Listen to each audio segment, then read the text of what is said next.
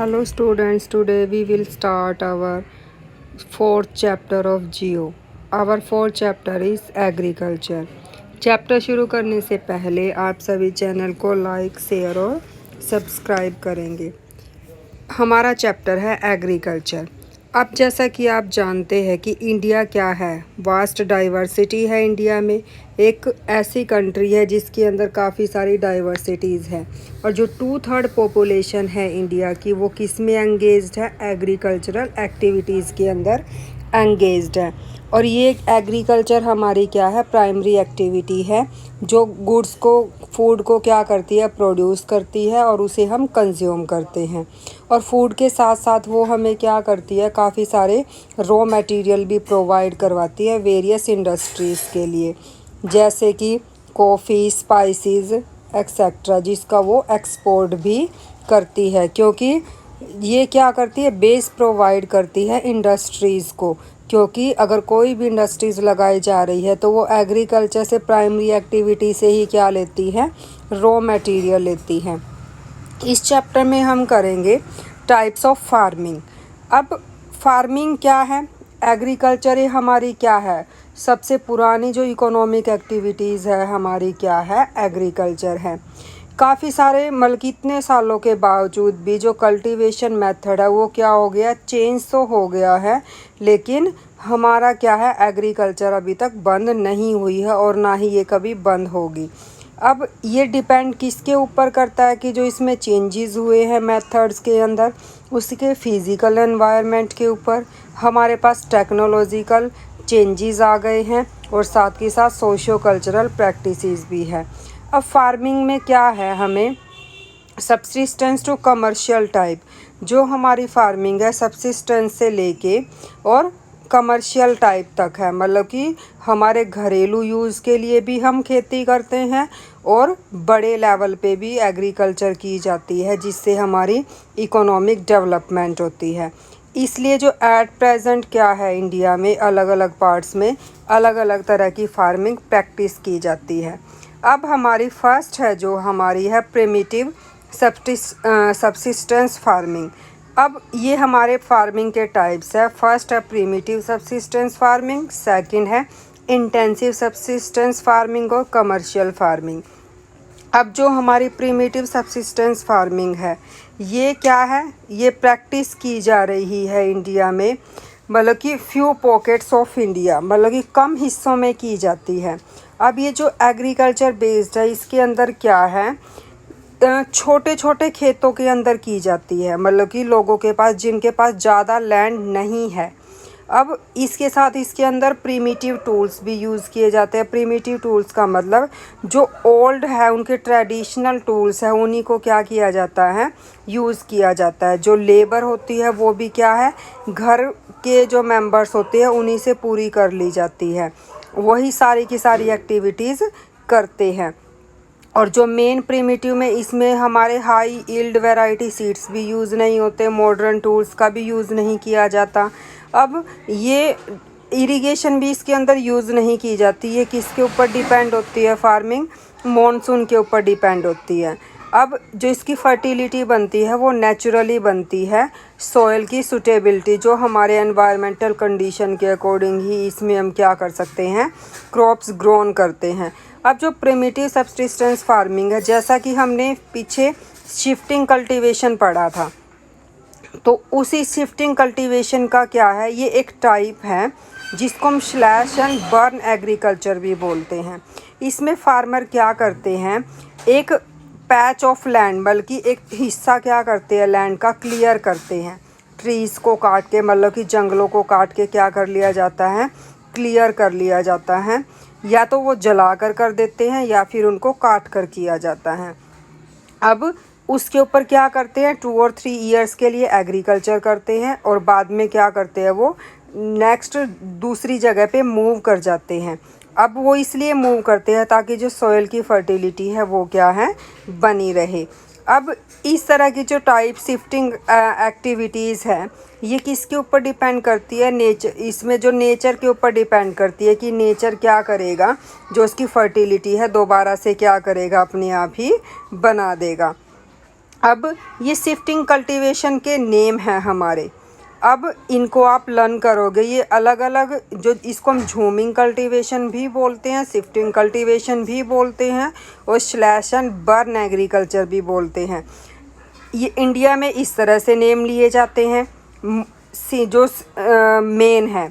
अब इंडिया में कुछ स्टेट में भी इनके नेम अलग अलग हैं और दूसरी कंट्रीज़ में भी क्या है, इसके नेम अलग अलग है। जैसे कि ये इसमें दिखाई दे रहे हैं आपको, या आप अपनी नोटबुक में लिखोगे। जैसे मैक्सिको में इसको मिल्पा बोलते हैं, सेंट्रल अमेरिका में भी इसको मिल्पा बोलते हैं, वेनेजुएला में कोनुको बोलते हैं, ब्राज़ील में रोका, सेंट्रल अफ्रीका में मेजोल और इंडोनेशिया में लद्दाख, वियतनाम में रे और इंडिया में झूमिंग।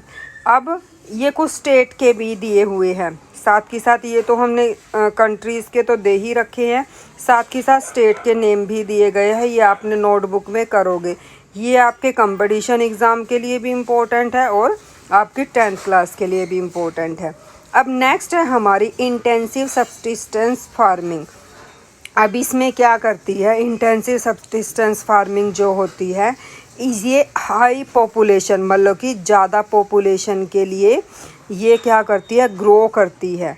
मतलब कि इसके अंदर हम एक तरह से कि अलग अलग तरह के टूल्स भी यूज़ करते हैं, लेबर को भी क्या कर लेते हैं हम बाहर से हायर करते हैं। मतलब कि जो हमारी लाइवलीहुड है लोगों की, ये हम किससे पूरा करते हैं, इंटेंसिव सब्सिस्टेंस फार्मिंग से करते हैं। इसमें हम अपने डोमेस्टिक यूज़ के लिए तो रखेंगे ही रखेंगे, साथ ही साथ हम इसको सेल भी कर देंगे। जो सेल ऑफ सरप्लस होगा उसको हम मार्केट में सेल कर देंगे।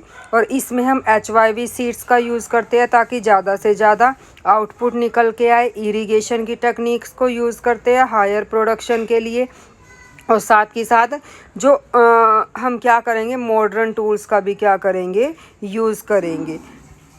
अब इंटेंसिव इसमें साथ ही साथ क्या होगा, हम क्रॉप्स को ग्रोन करेंगे एक ही प्लॉट के ऊपर, और उसमें जो क्लाइमेट को भी फेवरेबल बनाएंगे। क्लाइमेट तो फेवरेबल होगा ही होगा, साथ ही साथ इसमें इंसेक्टिसाइड्स और पेस्टिसाइड्स का भी यूज़ किया जाएगा ताकि सॉइल की फर्टिलिटी भी बनी रहे। इसमें हम बायोकेमिकल इनपुट्स भी यूज़ करेंगे हायर प्रोडक्शन के लिए। जो इसके अंदर जो मेन चीज़ें ग्रो हो रही हैं, राइस इज़ मेन क्रॉप, मतलब कि इंटेंसिव सब्सिस्टेंस फार्मिंग में, क्योंकि जो सबसे ज़्यादा खाद्य पदार्थ है, मतलब कि ईटेबल आइटम है हमारे अनाज में से, तो वो सबसे ज़्यादा कौन सा, राइस है। उसके बाद वीट, मेज़, पल्सेस एंड ऑयल सीड्स है।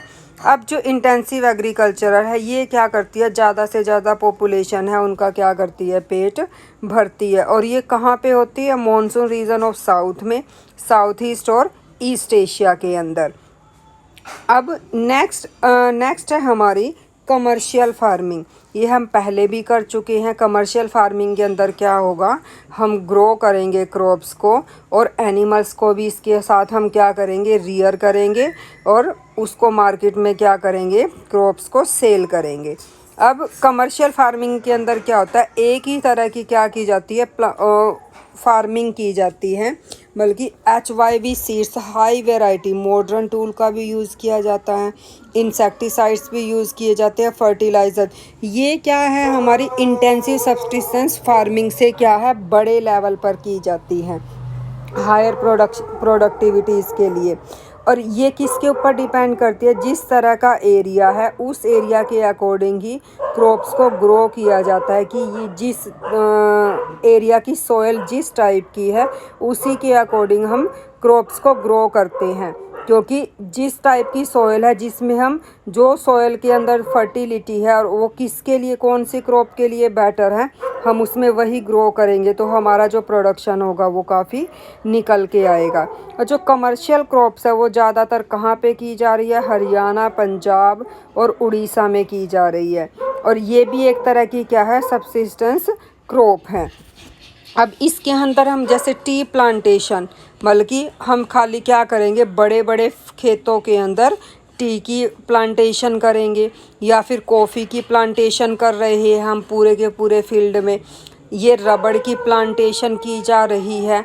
बल्कि रबड़ के ही पेड़ उगाए जाते हैं। और सबसे ज़्यादा पहले भी बताया था केरला में क्या है, सबसे ज़्यादा रबड़ के प्लांटेशन की जाती है। जैसे शुगर केन है हमारा, इसकी भी क्या है, ये भी हमारा क्या है, जो ये कमर्शियल फार्मिंग है और जो प्लांटेशन है, ये दोनों क्या है, एक ही तरह है। बल्कि प्लांटेशन क्या है, कमर्शियल फार्मिंग का एक टाइप है। अब इसके अंदर इन इंडिया में क्या किया जाता है, जैसे टी, कॉफ़ी, रबड़, शुगर केन और बनाना, इस तरह की प्लांटेशन क्रॉप है। और टी में क्या है, सबसे ज़्यादा कहाँ पे होती है, असम और नॉर्थ बंगाल में। कॉफ़ी, और इन कॉफ़ी कहाँ पे होती है, कर्नाटका में कुर्ग जगह है, वहाँ पे सबसे ज़्यादा कॉफ़ी होती है। अब कुछ और स्टेट्स भी दी गई हैं।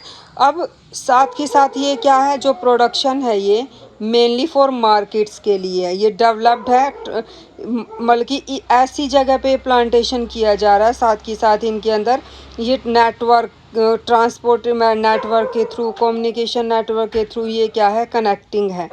और जो प्लांटेशन एरिया है वो प्रोसेस करता है, उसी के आसपास इंडस्ट्रीज़ भी लगाई गई है, मार्केट भी एस्टेब्लिश की गई है। और ये सारी की सारी इम्पोर्टेंट रोल प्ले करती है हमारी फार्मिंग के लिए। अब इसके बाद जो हमारा नेक्स्ट टॉपिक होगा, हम वो क्रॉपिंग पैटर्न पढ़ेंगे कि इंडिया में किस तरह के क्रॉपिंग पैटर्न मिलते हैं, वो हम नेक्स्ट वीडियो में शेयर करेंगे।